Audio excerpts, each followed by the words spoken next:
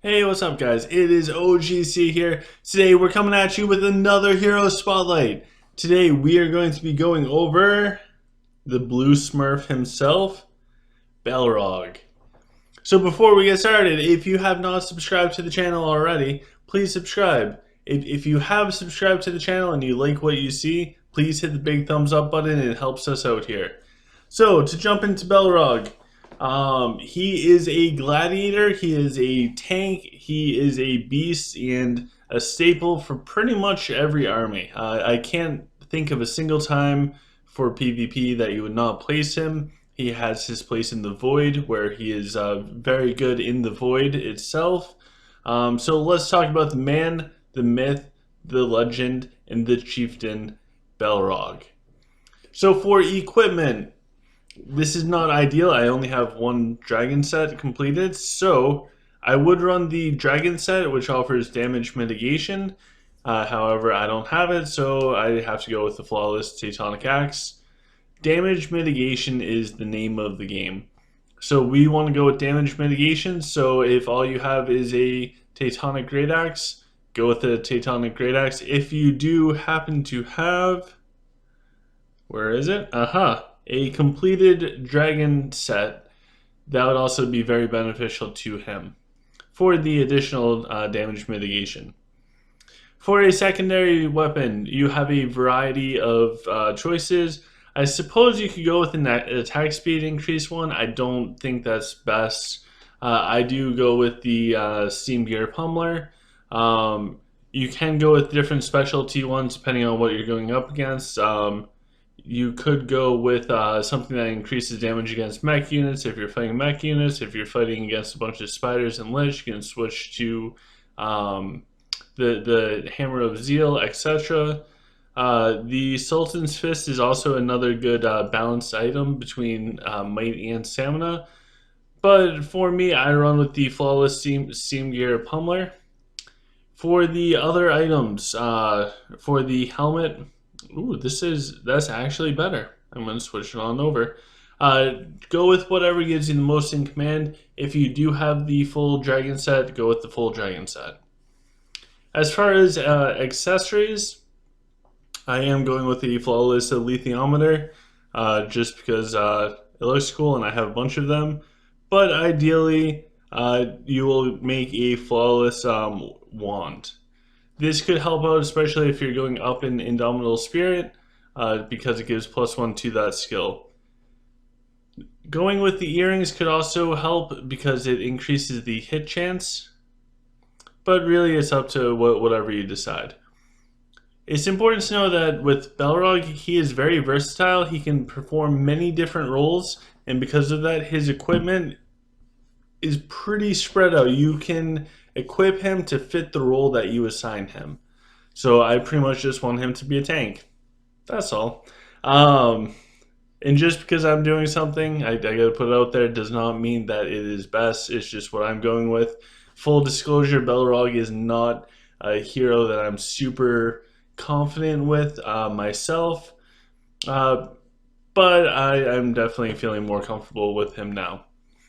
When it comes to the artifacts, there is a bunch of different artifacts that you can run on him. I do go with the main because the health recovery rate is +50%. That helps with his revive. The other ones you could go with, if you wanted to, you could go with Leo's Pride. Leo's Pride would be beneficial to him. It would offer more damage going out. You could go with the Hellguard. There is a variety of different things that you can go with Balrog for the artifacts. So you got to pick. I highly recommend trying out different ones and finding which one works best for you. When it comes to queuing up for gold troops, you'll want the 2 Masonic Scepters because they are the best item in game for increasing your gold cap, and then everything else that offers a bunch of command, such as the Crowned and Hand of Wisdoms, etc. Those are the basic stats for mine, so it does look like his attack does scale up very well, much higher than Denji's, and probably on par, if not better than Bane's. Pretty good health too. For his abilities, first and foremost, we have his totem, which basically makes him like Jax and like Rose. When you place him in the battlefield, it takes 3 energy to deploy him. Great ability, right? Next, we have Reverent. Whenever Balrog attacks, there's a chance, and the chance increases the higher level this gets, that his totem will summon a wrathful Reverent to lash out at his enemies, dealing extra damage and stunning them for a period of time that also increases with the level. Also, enemy groups struck by this totem will suffer 20% faster moral collapse. Next, we have Shockwave. Shockwave is each time he absorbs a bar of energy, spirit energy, Balrog slams the earth with his totem, releasing a shockwave that deals a little bit of damage and reduces the accuracy for 3 seconds. It can sack. If it's full, his attacks continuous barrage of shockwaves. It's pretty cool. It just goes on and on and on, especially once he is maxed out. Next, we have Overall. Overall is that is the first ability that stood out to me when I first saw Baelrog when he was released. And for the longest time, it's really the only one that I maxed out because I didn't. I don't know. I'm very slow with adapting to heroes, and I like to make sure that I have a good setup. But anyways, enough of the history. Overall, pretty much makes enemy units attack almost 10% slower and almost 10% less damage. Overall, that's huge. It does not affect massive and large units. So if you're fighting Rockin or Human, this is amazing versus them. If you're fighting against spiders and scorpions from Lich, it doesn't really do much. But that's okay. Command also further reduces the attack speed and damage. Although I would not stack command on Balrog just for that. Next, we have Indomitable Spirit. So every 2% drop in health that Balrog suffers, he gains 1.75% damage mitigation. If he is defeated when his totem spirit energy is full, he'll be reincarnated with like 100,000 health. Balrog can reincarnate or revive only once per battle. So this means putting the edge, that sword, artifact on him does not really help out. Stamina also increases the health. If you put the main on him, like the artifact that I'm using, that will also increase the health that he is reincarnated with. This skill is huge because it offers more tankiness to him. For example, if he drops 20% health, his damage mitigation will go to 17% on top of everything else. Granted, it does not get added on; it gets multiplied on. So it will add up over time to help him out to be more tanky to survive longer. I do think that this is a fundamental skill if you want your Balrog to live for a while. Next, we have Totemic Curse. Enemies struck by Balrog's totem have a 25% chance of being cursed for 3 seconds. When they're cursed, they suffer a little bit of damage per second. If it's full, they have a 100% chance of being cursed. And magic increases the damage. So pretty much he does a little damage over time, or if you ever played World of Warcraft, he does a small dot on everything that he hits, especially once his totems are full. And last but not least, we have Primal Fury. You spend another energy, so he's just like Jax in this sense. This is his version of Spray and Pray. He unleashes his Primal Fury, increasing his attack speed by a lot. And it lasts for 13 seconds at level 1, and it scales up at about 3 seconds per level. It probably gets bigger over time. If his totem's energy is full, he deals double damage to enemies below 30% health. This is an amazing skill for him to finish off enemies. So with his skills, there are a bunch of different options that you can go for, different things to focus on rather than something else. I'll tell you why I did what I did, and hopefully it makes some sense. So I did go for as many points into, well, let's do the priorities. let's do the priorities first. So 1 point in everything, because putting 1 point into Atomic Curse, when he has a 100% chance of doing damage over time, it makes sense for 1 ability point. It's easy enough. So I throw 1 point into there. Shockwave, I throw 1 point into there because you can reduce accuracy. By increasing this level, it looks like it only goes up by about 1% per level. Sorry, not worth it. If it's if that percentage goes up the higher level, even if you hit something crazy like 20 or 25%, I don't think it's worth it. It'll only last for 3 seconds.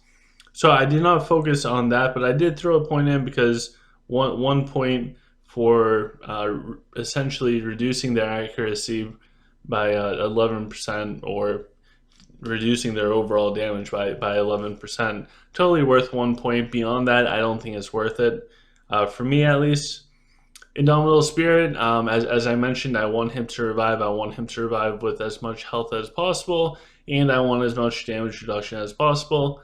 I will put the item on him to get +1 into this once I get it flawless. I'm not going to put it on if it's not flawless. But it's also not at the top of my priority list right this second. Overall, I think I'd be silly not to have this maxed out, especially going up against Rockin' and or Human or Undead Lich.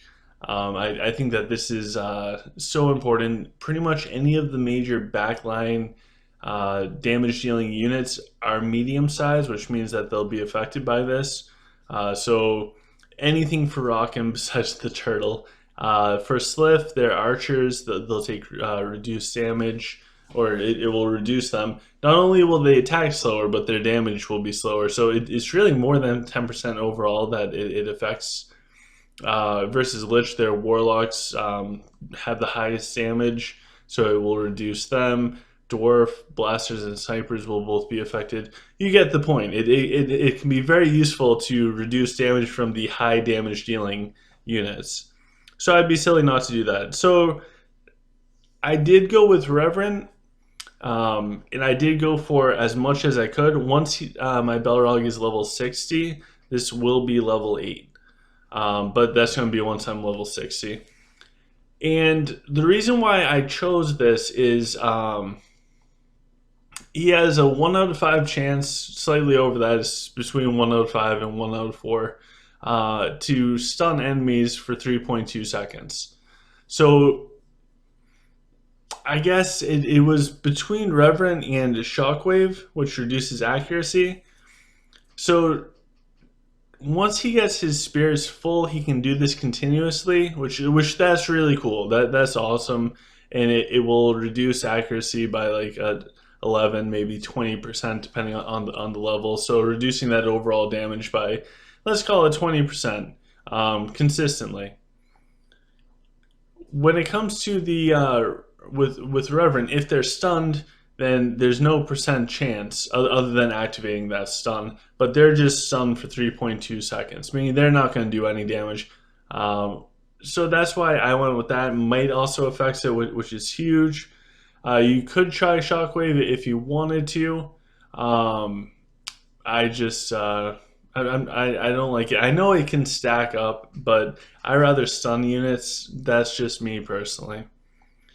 And Primal Fury. So I do know some people that have higher levels in Primal Fury. I did go with 1. So the reason being is I'm probably not going to use this at the beginning of the battle or anything like that. There's too many way more important things to do. So by the time the battle's at the point where I use this, it's either going to be a super close battle where this might make a difference, or the battle is pretty much already decided and the counter is just going down and you're trying to minimize losses or maximize your win. I think that the big takeaway for me for this is he deals double damage to enemies below 30% health. That does not change depending on the level. All that changes is how long does he have the Fury and the attack speed. So I don't know what I'd be willing to sacrifice to increase Primal Fury. I would not give up Indomitable Spirit. I would not give up Overall. And that leaves Reverend, and I don't really want to do that. But feel free to try out different things. What we'll do is we will jump in and check out Baelrog, see how he does against all of these swords. Blue Smurfy dude. So you can see as soon as you place him, all the enemies get that red that hovers over them. That's the overall. It's really not too much different than placing your dragon. And it does sack. So my Balrog is 3.8 thousand power and they are 90,000. Let's see if Balrog can do this. Oops.